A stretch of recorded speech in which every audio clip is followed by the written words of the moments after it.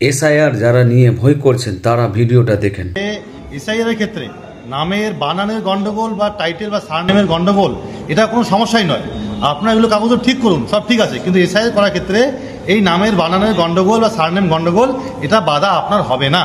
যদি 2002 সালের লিস্টে আপনার নিজের নাম, নিজের বাবা মার নাম অথবা নিজের দাদু দাদির নাম অথবা নানু নানির নাম থাকে তাহলে আপনাদের কোনো কাগজ লাগছে না।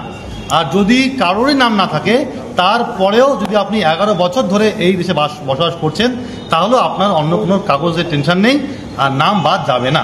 এটা হলো এসআইআর ব্যাপার। যেটা সংশোধনের কথা বললেন, বিগত দিনে অনেকে সংশোধন করেছেন, 2 মাস 3 মাস পেন্ডিংয়ে ছিল, তারা একটা সংশোধন হয়নি।